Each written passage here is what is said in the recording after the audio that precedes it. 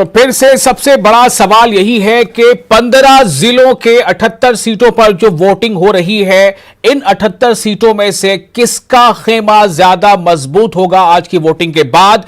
क्या एनडीए एक बार फिर सत्ता पर यानी इक़्तिदार पर काबिज हो पाएगा, या फिर तेजस्वी यादव के शक्ल में एक बहुत सख्त मुकाबले का सामना है एनडीए को? चूंकि इलेक्शन, जैसे मैंने पहले ही बताया कि चुनाव की तारीखों के ऐलान से कबल ऐसा लग रहा था कि बिल्कुल एक तरफा मुकाबला है, इसीलिए जो पार्टियां इक़्तिदार में थी, जैसे बीजेपी हो या जेडीयू हो या और उसके साथ जो पार्टियां थी, वो बिल्कुल इस बात को लेकर मुतमईन थी कि बस जल्द से जल्द तारीखों का ऐलान हो। लेकिन जिस तरह से तारीखों के ऐलान के बाद तेजस्वी यादव के जब कैंपेनिंग शुरू हुई और जो उनकी रैलियों में भीड़ इकट्ठा होने लगी, तब जो सियासी पंडित हैं उन्हें भी थोड़ा चौंकना पड़ा कि क्या ये मामला बिल्कुल आसान नहीं है, और क्या ऐसा जो एक ऐसी तस्वीर बन रही थी पहले कि it is easily going to being given the walkover by the opposition, ऐसा बिल्कुल कुछ नहीं है। लेकिन सवाल ये पैदा होता है कि अचानक आखिर ये ऐसा हुआ कैसे?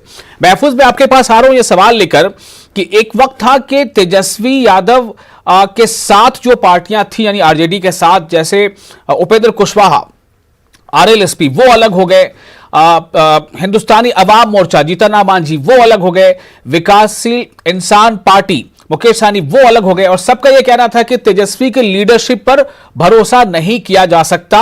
हम महागठबंधन के साथ हैं, लेकिन जो सीएम का चेहरा है वो कोई और होना चाहिए।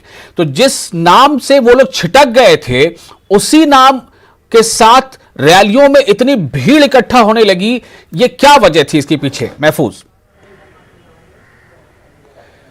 देखिए विशाल, इंतखाबात से करीब 10 दिन 12 दिन पहले तक जो है ऐसा लग रहा था कि एनडीए पूरी तरीके से बिहार के असेंबली इंतखाबात पर हावी रहेगा और अजीम इत्तेहाद कहीं नहीं है। लेकिन अचानक इंतखाबात से एक हफ्ता कुछ दिन पहले बल्कि यूं कहें तो हालात बहुत तेज़ी के साथ बदलने लगे, और ये हालात बदलने के पीछे जो सबसे बड़ा सबब बना वो तेजस्वी का वो ऐलान बना, जिसमें उन्होंने कहा कि 10 लाख लोगों को रोजगार से जोड़ेंगे। देखिए, तेजस्वी यादव की अगर बात करें तो उनकी टीम, यानी तेजस्वी यादव और उनके साथ जो लोग काम कर रहे हैं उनके साथ, ये बहुत ही हिकमत अमली, बहुत संजीदा हिकमत अमली उन लोगों ने बनाया। यही वजह है कि आरएलएसपी जब इनके इत्तेहाद से हटता है तो इनके ऊपर कोई फर्क नहीं पड़ता है, जीतन राम मांझी जाते हैं तो कोई फर्क नहीं पड़ता है। पूरा क्लियर जो है वो देख रहे थे कि आरजेडी, कांग्रेस और लेफ्ट पार्टीज का अगर इत्तेहाद होता है तो बिहार में जो कम्बिनेशन बनेगा, जो जातियों का कम्बिनेशन बनेगा या फॉरवर्ड और बैकवर्ड का जो कम्बिनेशन बनेगा, वो क्या बनेगा। साथ साथ जो मुद्दे तरक्की के जो उन्होंने रखे हैं और रोजगार का जो मुद्दा रखा है, तो कितने मजदूर बाहर से आए हैं, और जब बिहार में वो मजदूर आए तो उनका क्या इम्पैक्ट जो है अलग अलग जिलों में और अलग अलग सोसाइटी पे पड़ा है, लोग क्या सोच रहे हैं। तो ये कहा जा सकता है कि तो महफूज हमें ये बता रहे थे कि कैसे चुनाव के एक हफ्ते या 10 दिन कबल ही पूरा जो मंजरनामा है वो बहुत हद तक तब्दील हो गया था, और जो एक तरफा जैसा जो एक मंजर नजर आ रहा था वो वैसा नहीं रहा।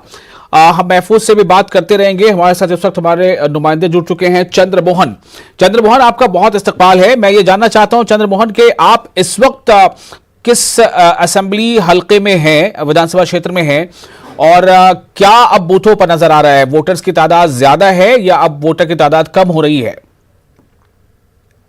देखिए, बिल्कुल ये वैशाली का इलाका है जहां पर आज वोटिंग चल रहा है, और सुबह में जब लोग घर से निकले थे उस समय काफी लंबी तादाद दिखाई दे रही थी, लेकिन अब वो तादाद धीरे धीरे कम होने लगा है, और अब थोड़ी देर बाद फिर वोटिंग बंद भी हो जाएगा। ऐसे में जो लोग छूट गए हैं, घर से बूथों तक नहीं पहुंच पाए थे, किसी काम से बाहर निकले हुए थे, वो अब बूथों तक पहुंचने की कोशिश कर रहे हैं। और दिन में जरूर एक बार बीच में तादाद बढ़ा था जब लोग बूथ की ओर अपना बढ़े थे, और उसके बाद वहां पर वोटिंग कर लोग घर वापस। लेकिन सबसे बड़ी बात आज ये नजर आई कि सबसे अधिक जहां भी ये वैशाली इलाके में आज मतदान था, उस इलाके में महिलाएं सबसे अधिक बूथों पर नजर आई पुरुष के बनिस्बत, चाहे वो आप शहरी इलाके की बात करें या फिर देहाती इलाके की बात करें, तो आज सबसे अधिक जो नजर आई वो महिलाएं नजर आ रही थी बूथ पर। इक्का दुक्का पुरुष भी पहुंचे और मतदान करके वापस चले जा रहे थे। हालांकि अभी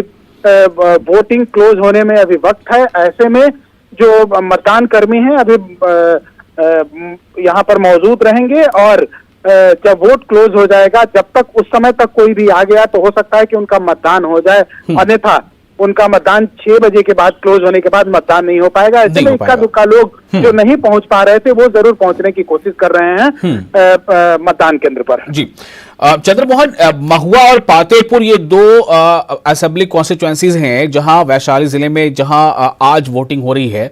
मैं आपसे जानना चाहूंगा कि इन दो असेंबली कॉन्स्टिट्यूएंसीज में बड़े मुद्दे क्या रहे जो आपकी रीडिंग है कि इसके इर्द गिर्द ये वोटिंग हो रही है, ये बड़ा मुद्दा वहां क्या रहा, और दूसरा ये कि अभी इन दोनों सीटों पर किन किन का कब्जा है और किसमें फाइट है?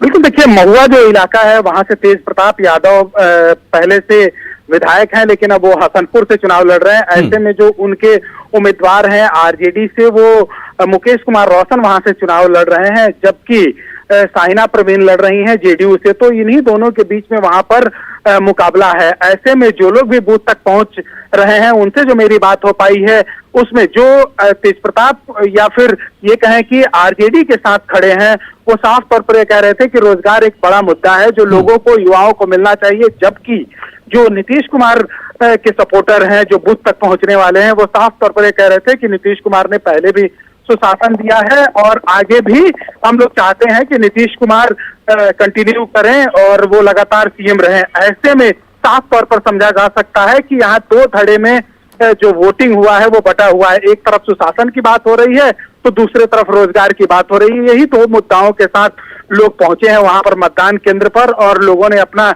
मत का प्रयोग किया है, मतदान का प्रयोग किया है। हालांकि जो पुराने लोग थे, कई ऐसे लोग हैं जिनका उम्र 80 वर्ष हो गया है, 100 वर्ष हो गया है, जो चल नहीं पा रहे हैं, वो भी मतदान करने के लिए पहुंचे थे। उनका सीधे तौर पर यह मानना है कि यह बड़ा पर्व है और ऐसा पर्व है जिससे लोकतंत्र मजबूत होता है। ऐसे में वो बूथ तक पहुंचने की कोशिश कर रहे थे। तो ये महुआ की बात करें या फिर जो दूसरा विधानसभा क्षेत्र है उसकी बात करें, दोनों जगह रिजर्व सीट है पातेपुर, ये दोनों जगह लोग यही मुद्दा लेकर पहुंचे हैं और मतदान किए हैं। हालांकि अब से 1.5 घंटे बाद मतदान बंद हो जाएगा। तो ऐसे में जो लोग अभी नहीं पहुंच पाए हैं वो जरूर बूथ तक पहुंचने की कोशिश कर रहे हैं। जी और चंद्रमोहन, अब आपसे मैं जानना चाहता हूं आपकी अपनी रीडिंग जो है, आपका अपना ऑब्जर्वेशन क्या है? आपने इन दोनों विधानसभा क्षेत्रों में महुआ और पातेपुर का आपने दौरा किया होगा। आपने क्या महसूस किया कि 21वीं सदी के भारत में बिहार के इन दो असेंबली कॉन्स्टिट्यूएंसीज में विकास की कितनी तस्वीर आपको नजर आई?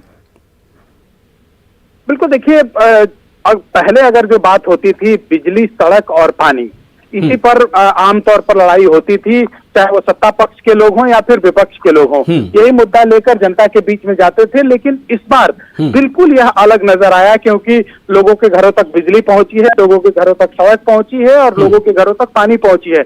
ऐसे में अब सीधे तौर पर रोजगार और सुशासन के बीच की लड़ाई है जो साफ तौर पर दिख रही थी, चाहे वो पातेपुर की बात करें या फिर यहाँ की बात करें जहां से तेज प्रताप यादव पहले, महुआ की बात करें जहां तेज प्रताप यादव पहले अभी विधायक हैं और इस बार छोड़ के हसनपुर से चुनाव लड़ रहे हैं। तो ये तेज प्रताप यादव ने छोड़ क्यों दिया ये सीट? देखिए, आमतौर पर यह माना जा रहा है कि तेज प्रताप यादव के मन में कहीं ना कहीं कुछ शंका थी। हो सकता था कि अगर वो वहां से चुनाव लड़ते तो वो सदन तक नहीं पहुंच पाते। ऐसे आलम में तेज प्रताप यादव ने वहां से अपना सीट बदल लिया। साफ तौर पर लोगों का यह मानना है और यह सत्ता पक्ष हमेशा से आरोप भी लगाते रहा है कि तेज प्रताप को ऐसी क्या नौबत आई कि वहां से छोड़ना पड़ा और उनको हसनपुर जाना पड़ा। चलिए, बहुत बहुत शुक्रिया आपका चंद्रमोहन, इतने तफसील से जानकारी देने के लिए हमारे नाजरीन को, हमारे दर्शकों को बहुत शुक्रिया आपका। तो चंद्रमोहन हमें बता रहे थे कि वैशाली जिले के जिन दो असेंबली हलकों में, जिनमें एक महुआ है और दूसरा जिनमें पातेपुर है, इन दोनों का हाल वहां पर क्या है। सीधे तौर पर आवाम के जुबान पर दो ही बातें हैं। लोगों का कहना है कि उन्हें विकास भी चाहिए और उन्हें रोजगार भी चाहिए। रोजगार एक मुद्दा ऐसा है जो इस बार बिहार के इंतखाबात में बहुत, जिसे कहते हैं सर चढ़कर बोलना, वो बिल्कुल सर चढ़कर बोल रहा है। लेकिन अब ये सर चढ़कर बोलने के बाद ये किसके मतलब गले उतरेगा या किसके गले में पिनेगा, ये जीत की शक्ल में, ये अभी कहना मुश्किल है थोड़ा। महफूज हमारे साथ मौजूद है दरभंगा से। महफूज, आपके पास मैं फिर से आ रहा हूं और सवाल एक अहम है यही कि तकरीबन 30 सालों में, यानी 3 दशकों के बाद पहली बार एक ऐसा इंतखाब हो रहा है बिहार का जहां पर 3 बड़े चेहरे इंतखाबी मैदान में नहीं हैं। उनमें से एक रामविलास पासवान है जो अब रहे नहीं, दूसरे शरद यादव हैं जो बीमार हैं, वो भी इंतखाबी कैंपेन में किसी पार्टी के साथ नजर नहीं आ रहे, हालांकि उनकी बेटी कांग्रेस से इंतखाब जरूर लड़ रही है, सुभाषिनी यादव। तीसरा चेहरा लालू प्रसाद यादव का। उम्मीद थी कि शायद आखिरी फेज से पहले पहले उन्हें जमानत मिल जाए, लेकिन ऐसा कुछ हुआ नहीं। तो ये 3 बड़े चेहरे जो कि पूरे चुनावी माहौल से बिल्कुल गायब हैं, ये 30 सालों में लगभग ऐसा पहली बार हो रहा है। इस बार का इंतखाब क्या वाकई है एक नौजवानों की क़यादत का बिहार जो है वो सामने दिख रहा है, और वाकई ये 2 नौजवान तेजस्वी और चिराग पासवान, ये दोनों जो है बहुत सख्त मुकाबला, बहुत सख्त टक्कर दे रहे हैं नीतीश कुमार को, जो उसी सफ में आते हैं जिसमें लालू, पासवान या शरद यादव का हमने नाम लिया?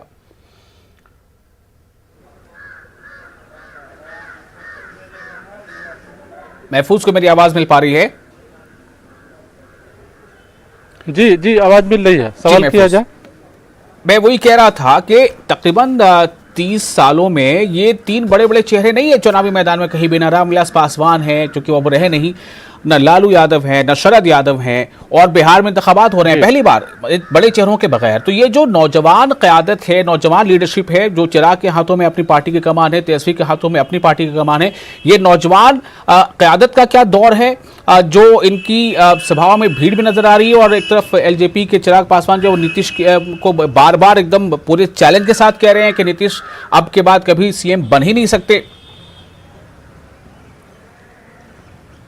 देखिए विशाल, बिहार के लिए ये बदलाव कहा जा सकता है। ये इंतखाबात जो है बिहार के मुस्तकबिल का फैसला करेगा, साथ साथ बिहार की सियासत को भी बदलेगा, सियासी रुख भी तय करेगा। जाहिर है इस असेंबली इंतखाबात में पहली बार ऐसा हो रहा है कि बिहार के असेंबली इंतखाब में लालू प्रसाद नहीं है। हालांकि वो लोकसभा में भी नहीं थे, लेकिन असेंबली इंतखाब में पहली बार ऐसा नहीं है कि लालू प्रसाद नहीं है, रामविलास पासवान नहीं रहे इस दुनिया में। तो जो बड़े सियासी लीडर की मौजूदगी के बगैर जो नौजवान लीडर हैं, तेजस्वी, तेज प्रताप और चिराग पासवान, ये मैदान में हैं, और उधर नीतीश कुमार जो है उनके साथ जो है सामने खड़े हैं। जाहिर है एनडीए के जो तमाम दिग्गज थे वो कहीं ना कहीं नौजवान लीडरों के बीच और एनडीए के दिग्गजों के बीच जो है मुकाबला रहा, बयानबाजी चला, तमाम तरह के बयानात हुए, वोटरों को खुश करने का नारा लगा, वोटरों को अपनी पार्टी की तरफ राग़िब करने का लाहे अमल मुरतब किया गया। देखना दिलचस्प होगा कि वोटरों ने क्या फैसला किया है। जाहिर है वोटर्स के फैसले क्या होते हैं ये तय करेगा कि बिहार में आने वाली सियासत का रुख क्या होगा। लेकिन ये बिल्कुल वाज़ेह है कि लोगों ने इसको एक तरह से कहें, लोगों ने खैर मकदम किया है, नौजवानों को भी खैर मकदम किया है। जब दिग्गज सियासी लीडर पहुंचते थे मुख्तलिफ इलाकों में, उनकी रैलियों में और उनके इंतखाबी तशहीर में भी भीड़ थी, और नौजवान लीडरों में भी भीड़ थी, नौजवान लीडरों की रैलियों में भी भीड़ थी। तो ये कहा जा सकता है कि बिहार के लोगों ने नौजवान लीडरों को भी वेलकम किया है, और इसलिए वेलकम किया है कि एक मुद्दे के ऊपर बात हो रही है।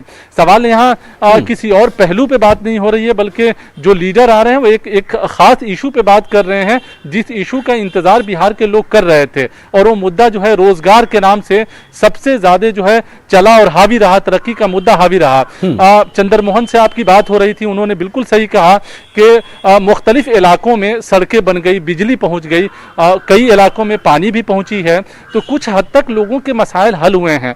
लेकिन लोग जो है अब चाहते हैं कि उन्हें रोजगार भी हासिल हो। ये रोजगार का सवाल सबसे ज्यादा इसलिए हावी रहा कि कोरोना की मुद्दते कार में जो लोग बाहर से बिहार लौटे, उनके हाथ में कुछ भी नहीं है बिहार में। जो पहले से यहाँ हैं वो भी खाली हैं, जो बाहर से आए वो भी खाली हैं। सैलाब ने किसानों को वैसे भी खाली कर दिया है। तो फिर बिहार में रोजगार नहीं होगा तो ये लोग जाएंगे कहाँ? जो लोग पैदल चल कर आए हैं वो कांप जाते हैं फिर बाहर जाने के नाम सुनकर। इसलिए वो चाहते हैं कि बिहार में रोजगार रहे, और उसका कहीं ना कहीं समाज पर भी एक गहरा असर पड़ा है। समाज भी उस बात को लेकर नौजवानों को, किसानों को, बेरोजगारों को सपोर्ट करता है। वो ये नहीं देखता है कि किस पार्टी की हुकूमत बनेगी, वो ये देखता है कि जो सवाल मुद्दे पर और जो सवाल रोजगार का लोग उठाएंगे और जिसके ऊपर लोग भरोसा कर लेंगे, ट्रस्ट करेंगे, उनकी हिमायत करेंगे और उनकी हुकूमत वो बनाना चाहेंगे, चाहे पार्टी कोई भी हो। तो यहाँ सवाल जो है मुद्दे की है इसीलिए मैंने विशाल पहले भी ये बात कहा कि तमाम सियासी पार्टियों के मुद्दे करीब करीब एक जैसे हैं, उनका वादा करीब करीब एक जैसा है। अब सवाल है कि लोग जो है उनके वादों और दावों पर कितना भरोसा करते हैं, ये देखना दिलचस्प होगा। एक हुकूमत ने 15 साल तक हुकूमत की है, अब जाहिर है लोग जो है उसका तज्जिया उन्होंने किया होगा, एनालिसिस किया होगा। अब इंतखाबात में काफी कम वक्त रह गया है, तो लोग जो है उनका एनालिसिस किए होंगे और उस मुताबिक जो है उन्होंने वोट डाला होगा। एक इत्तेहाद जो है 15 साल हुकूमत कर चुकी है, उसका भी एनालिसिस किया होगा। और मौजूदा वक्त में जो मुद्दे उठे हैं, खास तौर से जो मैनिफेस्टो में जिस चीजों का वादा किया गया है, उन मैनिफेस्टो में दिए गए वादों को और उन बातों पर भी लोग गौर किए होंगे, तब जाकर अपने हक रायदही का इस्तेमाल किया होगा पोलिंग बूथों पर आकर। लेकिन ये बिल्कुल वाज़ेह है कि बिहार के मुख्तलिफ इलाकों के मुख्तलिफ मसाइल हैं, मुख्तलिफ हलकों का वोट का पैटर्न मुख्तलिफ रहा है। आप देखें कि महागठबंधन गुज़िश्ता असेंबली इंतखाबात में जब जेडीयू महागठबंधन के साथ इंतखाब में लड़ी थी और बहुत जबरदस्त कामयाबी हासिल की थी, तब भी चंपारण में बीजेपी का बहुत जबरदस्त परफॉर्मेंस था, यानी वैसे हालात में भी। लेकिन जेडीयू अभी बीजेपी के साथ है, तो ऐसा बिल्कुल कहा जा सकता है कि एनडीए और अजीम इत्तेहाद के बीच जो है कांटे का मुकाबला होना बिल्कुल तय है। और कई इलाके हैं, आप देखें तो चंपारण के अलग मसाइल हैं, जहां गन्ना का मसला है, किसानों का मसला है, सिंचाई का मसला है। दरभंगा के अलग मसाइल आ जाते हैं, सीमांचल के अलग मसले आ जाते हैं। सीमांचल में सबसे ज्यादा पलायन होता है बिहार से। आप देखिए तो स्टेशन पे जब जाएं तो भरी रहती है ट्रेनें मजदूरों की, जो दिल्ली और पंजाब जाते हैं कमाने के लिए, और होटलों में जाकर जो है पोछा लगाते हैं। लड़कियां जाती हैं, औरतें जाती हैं बाहर जॉब करने के लिए, पोछा लगाती हैं, तब जाकर बिल्कुल महफूज। अब चंद मुझे लगता है कि अब पूरा का पूरा घंटा भी शायद नहीं बचा है, लेकिन जाहिर है कि अगर जिन बूथों पर लंबी कतारों में लोग होंगे तो उनको तो मौका दिया जाएगा। बहुत कम वक्त रह गया है और जिन मुद्दों पर हम लगातार बातचीत कर रहे हैं, जो मुद्दे अब लोगों ने यानी कि वोटर्स ने या बिहार के अवाम ने उठाए हैं कि हमें ये चाहिए, हमें रोजगार चाहिए, हमें विकास चाहिए, इसका मतलब ये है कि वो इस बार डिसाइसिव हैं। लेकिन उनका डिसीजन, बिहार के अवाम का फैसला क्या होता है, वो अभी ये कह लें कि ईवीएम में बटन के जरिए कलमबंद हो रहा है। हमें थोड़ा इंतजार करना होगा। वोटिंग भी आज पूरी हो जाएगी और 10 नवंबर को फैसले का दिन होगा। तो फिलहाल इंतखाबी जंग में हम यहां पर रुकना चाहेंगे, एक छोटा सा ब्रेक लेते हैं। आप बने रहे न्यूज़ 18 उर्दू के साथ। मुझे दीजिए इजाजत। आदाब।